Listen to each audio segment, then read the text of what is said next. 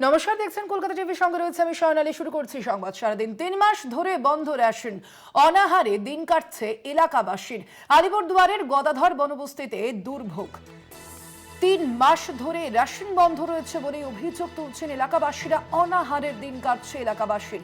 আলিপুরদুয়ারের এই ঘটনা আপনাদের জানাবো। আলিপুরদুয়ারের গদাধর বনবস্তিতে দুর্ভোগ, ফোন বন্ধ, রেশনের ডিলারের এই অভিযোগ তুলছেন এলাকাবাসীরা। আলিপুরদুয়ারের গদাধর বনবস্তিতে এই দুর্ভোগ। 3 মাস ধরে বন্ধ রয়েছে রেশন এবং ফোনও ধরছেন না রেশন ডিলার। উল্টে ফোন বন্ধ রেখেছেন রেশন ডিলার।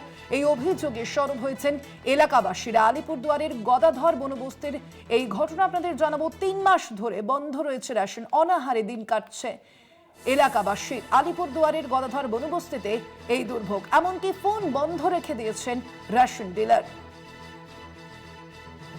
অজয় শাহ প্রতিনিধি রয়েছেন ফোন লাইনে। অজয়, এলাকাবাসীর তরফ থেকে ঠিক কি অভিযোগ পাওয়া যাচ্ছে এবং তারা এই বিষয়ে কি প্রশাসনের দ্বারস্থ হয়েছেন?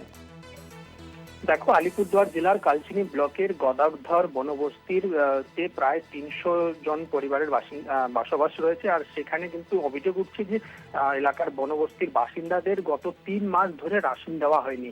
এলাকা থেকে উধাও রয়েছে রেশন ডিলার। রাশন দোকানে বারংবার ঘুরে আসতে হয়েছে এলাকার বাসিন্দাদের। বর্তমানে তারা কিন্তু খুবই সমস্যায় পড়েছে।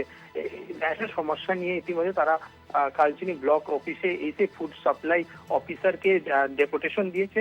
তাদের বক্তব্য যে বর্তমান সময়ে তারা বনবস্তি এলাকায় বসবাস করে, একমাত্র কিন্তু রেশনের উপরেই তারা নির্ভর।